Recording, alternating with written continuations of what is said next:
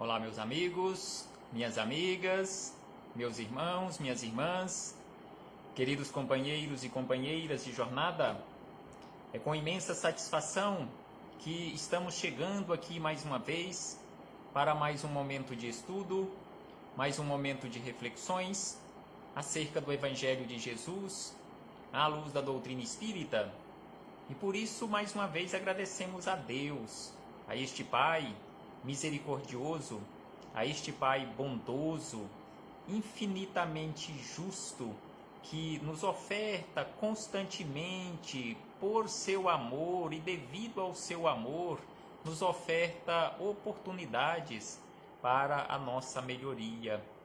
Agradecemos a Jesus de Nazaré, nosso modelo e guia para toda a humanidade, pelos belíssimos ensinamentos que ele nos deixou, exemplificados conforme nós encontramos em seus evangelhos de amor. Agradecemos aos espíritos amigos pelo amparo, pela proteção, pela assistência que sempre tem nos dado ao longo da nossa trajetória. E não podemos deixar de agradecer a todos vocês, irmãos e irmãs de jornada, que constantemente se esforçam para nos encontrarmos aqui nesta página virtual, neste centro espírita virtual, para juntos estudarmos o Evangelho do Senhor Jesus.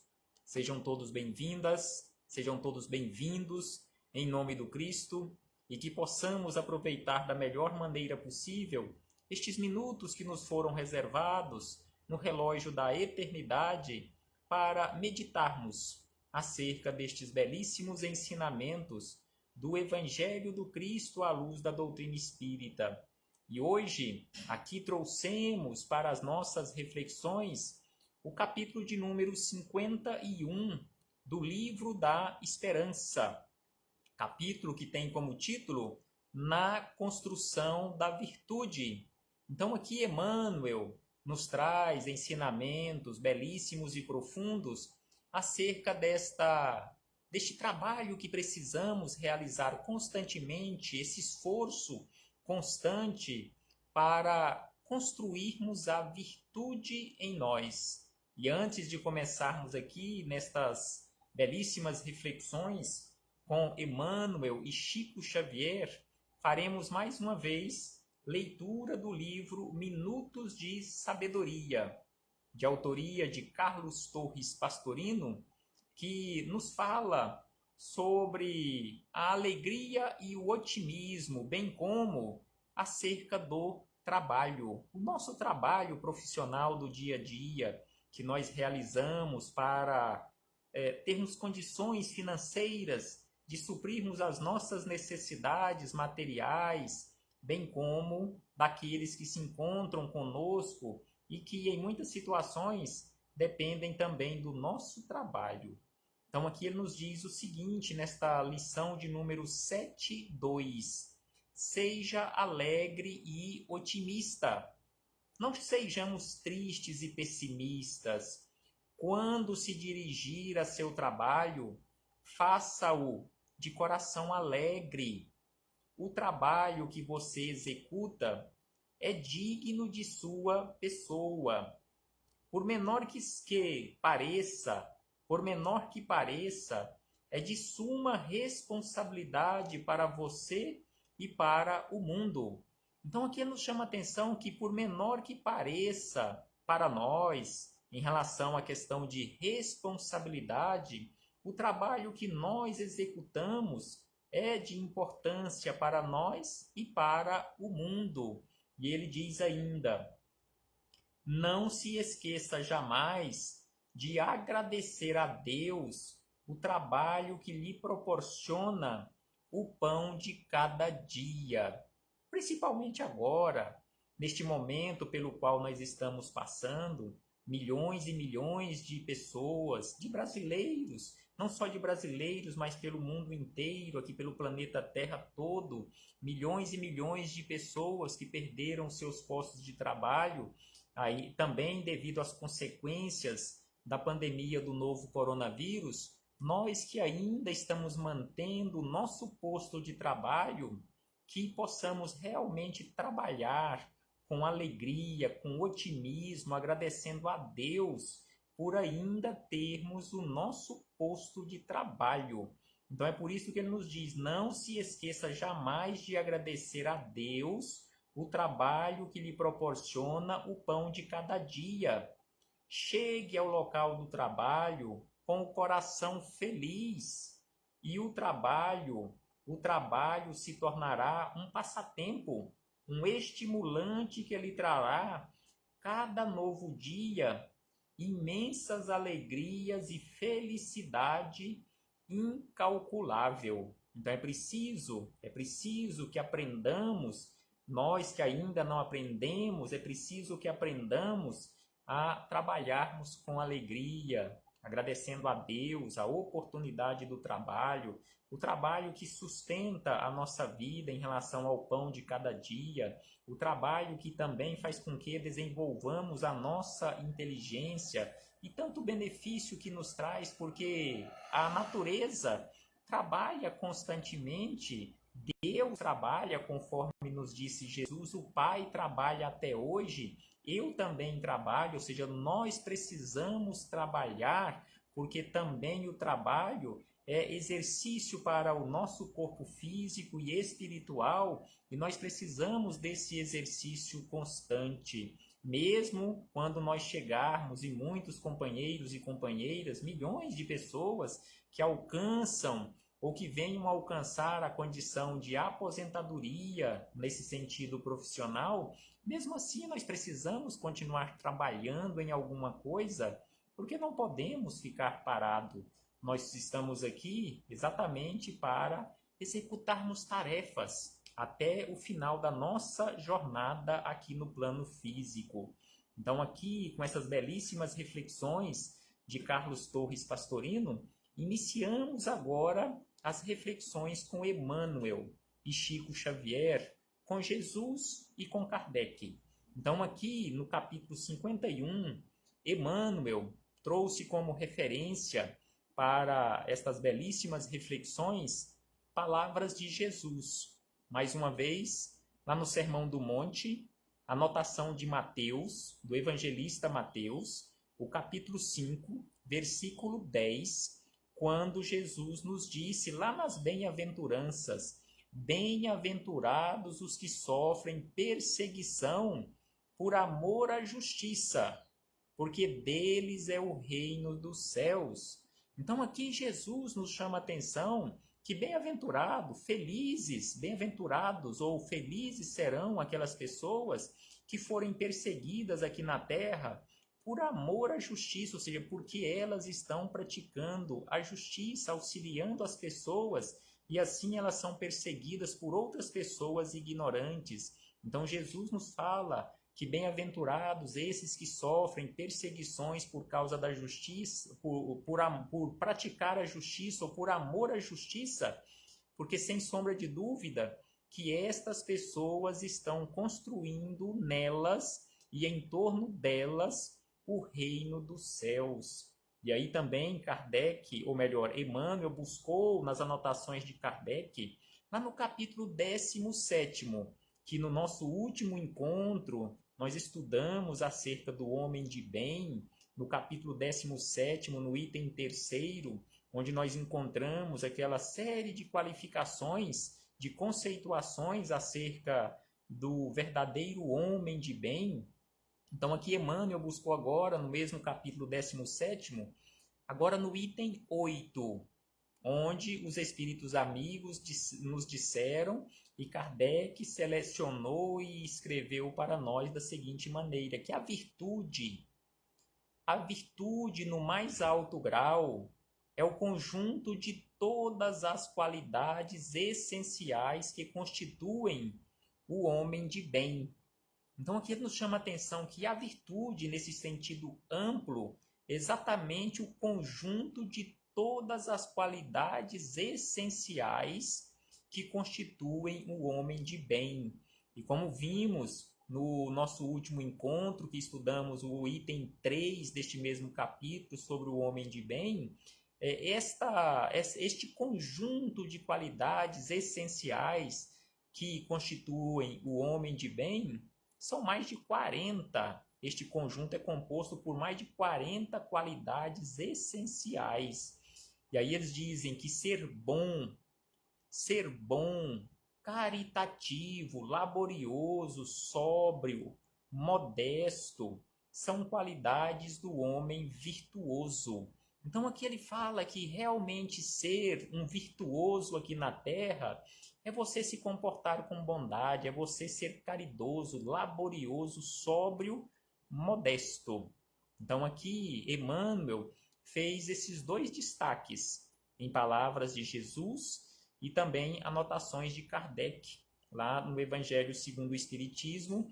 E aí vem Emmanuel nos esclarecer um tanto mais acerca destas palavras de Jesus e dos Espíritos amigos. Então, Emmanuel nos diz da seguinte maneira: toleras descabidas injúrias e calas a justificação que te pende da boca, esperando a preço de lágrimas, que o tempo te mostre a isenção de culpa. No entanto, com isso, promoves o reconhecimento e a renovação dos teus próprios perseguidores. Então aqui Emmanuel nos fala como deve ser o nosso comportamento quando alguém nos perseguir, quando alguém nos caluniar. Então aqui ele nos fala que é preciso calas a justificação que te pende da boca. Não precisa se justificar ou te justificar perante os caluniadores. Aí ele fala que esperando a preço de lágrimas, que o tempo, deixemos que o tempo te mostre a isenção de culpa. No entanto, com isso promove o reconhecimento e a renovação de teus próprios perseguidores. E ainda Emmanuel acrescenta: podes apropriar-te da felicidade alheia através de pleno domínio no lar de outrem, à custa do infortúnio de alguém. Então aqui ele nos chama a atenção que em muitas situações, à custa do infortúnio de alguém, nós praticamente nos apropriamos da sua felicidade, auxiliando aquele companheiro, aquela companheira que se encontra digamos assim, em infortúnio, que se encontram em maiores necessidades do que nós. E aí ele diz que, e embora padecendo agoniada fome de afeto, então ele fala que mesmo que nós estejamos padecendo agoniada fome de afeto, se formos procurados por alguém solicitando para que nós o auxiliemos na prática do dever, a quem te pede convivência e carinho, é preciso que façamos, sem sombra de dúvida, todo o esforço para auxiliar aquele que está em maiores necessidades do que nós, porque ele diz que, todavia, com semelhante procedimento, acendes na própria alma a chama do puro amor com que um dia aquecerás os teus entes queridos nos planos da vida eterna. Então aqui ele nos fala que mesmo que estejamos com fome de afeto, é preciso que nos esforcemos na prática do dever, a quem nos solicita convivência e carinho, a quem nos solicita um auxílio, porque assim nós estaremos acendendo do nosso próprio interior, na nossa alma, a chama do amor puro com que um dia aquecerás os nossos entes queridos. E ainda Emmanuel acrescenta mais belíssimos esclarecimentos, nos dizendo que tens razão de sobra para falar a reprimenda esmagadora aos irmãos caídos em erro.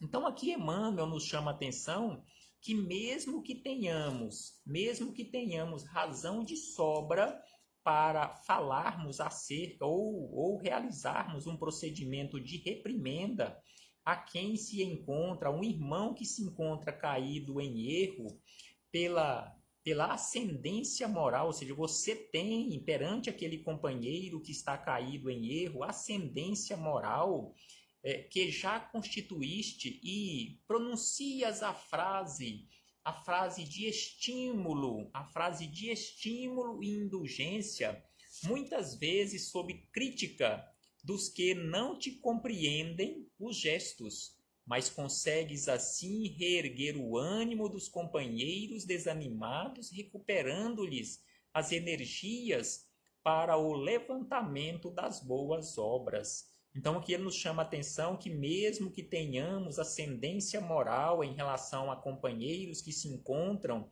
caídos em erro, é preciso que nos esforcemos para estimular a indulgência e praticarmos a indulgência, mesmo que sejamos criticados por outros companheiros de jornada que ainda não entendem acerca destes assuntos, mas é preciso auxiliar, reerguer o ânimo daquele que se encontra caído, ao invés de criticarmos. Ao invés de, conforme ele disse no início deste parágrafo, ao invés de colocarmos aquele companheiro numa condição ainda pior, já que ele se encontra caído, por meio de reprimendas, mesmo que tenhamos sobre ele uma ascendência moral, mesmo assim, não temos esse direito de o reprimir desta forma, conforme ele nos fala. É preciso agir com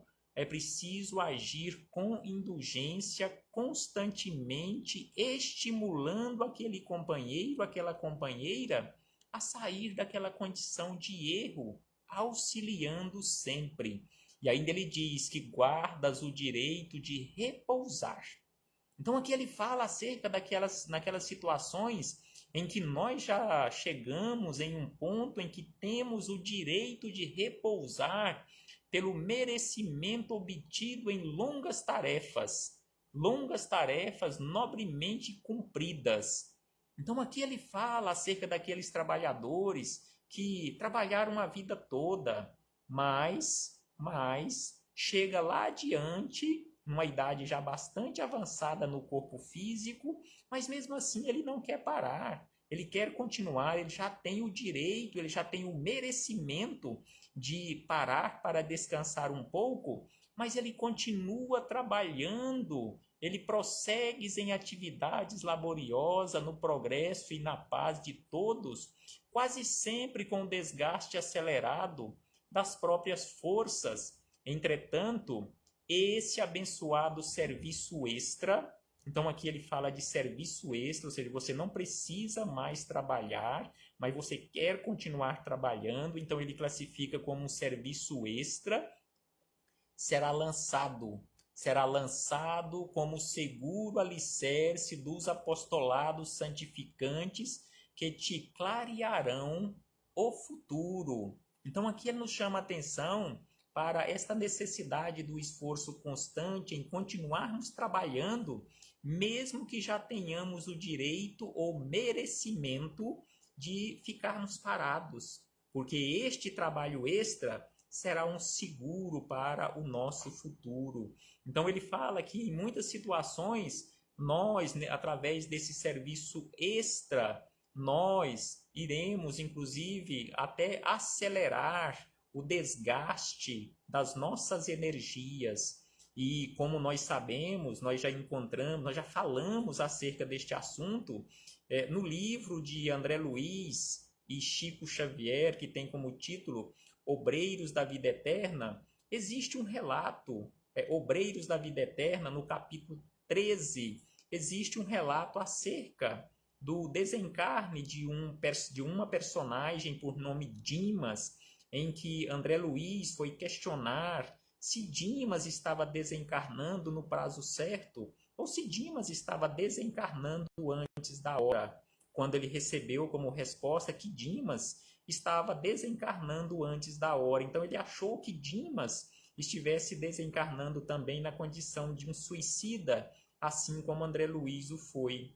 E aí ele recebeu como informação que Dimas não estava desencarnando como suicida. E ele falou, mas como que ele não está desencarnando como suicida se ele está desencarnando antes da hora? E aí ele recebe como informação do mentor desta obra que Dimas estava desencarnando antes da hora exatamente devido ao excesso de serviços que ele executou durante toda a sua trajetória reencarnatória aqui na Terra, naquela roupagem de Dimas. Então ele trabalhou excessivamente, constantemente em benefício dos outros. Ele não teve uma vida fácil para cuidar dele e também da sua família, e mesmo assim ele passava noites e noites à cabeceira de um doente prestando assistência. Por isso, ele gastou excessivamente os seus fluidos vitais e estava retornando antes do tempo, mas mesmo assim com uma ficha enorme de merecimento e não na condição de suicida. Então, ele faz este relato aqui para nós, neste capítulo 13 do livro, deste belíssimo livro, Obreiros da Vida Eterna. Depois, todos que quiserem buscar e tiverem condições de buscar, neste capítulo 13, de preferência o livro todo, que é belíssimo, Obreiros da Vida Eterna, o capítulo 13, Companheiro Libertado, que é o título do capítulo, ou seja, a libertação de Dimas do corpo físico voltando para o plano espiritual. Exatamente esse trabalho extra, este trabalho que de uma certa forma ele executou em excesso, fez hora extra em excesso. E aí Emmanuel nos diz da seguinte maneira na sequência: sob assalto da calúnia, ora em favor dos que te ferem. Então aqui ele nos chama a atenção que mesmo que estejamos sendo caluniados, não fiquemos chateados, oremos. Oremos conforme Jesus nos disse, orai por aqueles que vos caluniam, por aqueles que vos perseguem, por aqueles que vos odeiam. Então Emmanuel nos diz, sobre o assalto da calúnia, ora em favor dos que te ferem. Quando vantagens humanas te sorriam com prejuízo dos outros, prefere o sacrifício das mais belas aspirações. Então aqui ele nos fala de vantagens humanas, vantagens materiais, e que você tem certeza que essas vantagens materiais que estão chegando para você é em prejuízo de outras criaturas. Abre mão dessas vantagens materiais, conforme ele nos diz aqui, prefere o sacrifício das mais belas aspirações, para não dar prejuízo às outras criaturas. E ainda ele diz, com autoridade suficiente para a censura, semeia a benevolência onde estiveres, mesmo que você tenha autoridade suficiente para censurar o comportamento de alguém, não censure, semeia a benevolência onde estiveres. E ainda diz, retendo a possibilidade do descanso, abraça o maior esforço e trabalha sempre. Então aqui ele repete duas vezes em relação à benevolência e também em relação ao trabalho sem descanso, ou seja, você tem a possibilidade, o direito, o merecimento do descanso, mas mesmo assim abraça o esforço maior e continue trabalhando sempre, conforme nós encontramos em uma questão de O Livro dos Espíritos, fazer o bem no limite das nossas forças. E por último, Emmanuel nos diz o seguinte: quem suporta serenamente o mal que atraiu para si mesmo, trilha a estrada bendita da resignação. Então, se você atraiu para você mesmo, para você mesma, o mal devido ao mau comportamento seu durante a sua trajetória, seja nesta existência ou em outras, que possamos fazer o esforço. Se você atraiu, se eu atraí, façamos esforços para suportar este mal que nós atraímos pelas nossas escolhas, que possamos suportar com resignação. E aí ele diz, contudo, quem pratica o bem, quando pode fazer o mal, vive por antecipação no iluminado país da virtude. Então aqui ele nos chama a atenção nesta última frase, que quem pratica o bem, mesmo tendo todas as oportunidades de praticar o mal, mas não pratica o mal, ele pratica o bem, este já vive, mesmo aqui na terra, ele já vive por antecipação no iluminado país da virtude, no iluminado país da felicidade. Que possamos fazer esforços, conforme nos disse aqui Emmanuel, fazer esforços constantemente para trabalharmos sempre no bem, para alcançarmos este belíssimo país, para termos acesso a este belíssimo país da felicidade ou da virtude completa. Paz aos nossos corações e muito obrigado e que todos nós que aqui nos encontramos possamos vibrar uns pelos outros para auxiliarmos-nos uns aos outros. Com certeza, existem pessoas aqui neste momento, neste grupo, que se encontram em maiores necessidades do que nós mesmos. Conforme a nossa companheira Regina Marques, que mais uma vez aqui se encontra, que nos diz muita paz, alegria, muita alegria no coração, e ela está pedindo aqui, neste caso, ela está pedindo constantemente a paz, a esperança, pedindo oração, pedindo a luz para todos nós e para ela, sem sombra de dúvida que todos nós precisamos de auxílio, e aqui ela está pedindo em benefício de sua filha que desencarnou, motivada por suicídio, saudades de Evelyn, que era sua filha. Então, que possamos vibrar positivamente as melhores e mais benéficas vibrações pela nossa irmã Regina Marques e também por aquele espírito em uma roupagem feminina que nesta última existência esteve na condição de sua filha, Evelyn, que ela possa receber todo o amparo e socorro no plano espiritual, bem como a nossa irmã Regina, aqui no plano físico, possa receber também todo o amparo, proteção e assistência de que esteja necessitando. Paz aos nossos corações e muito obrigado. Muito obrigado pela presença de todos. Recebam todos e todas o meu abraço fraternal e de imensa gratidão. Até breve, meus irmãos e irmãs, quando aqui voltaremos a nos encontrar para darmos continuidade aos nossos estudos e às nossas reflexões. Até breve, meus irmãos e irmãs.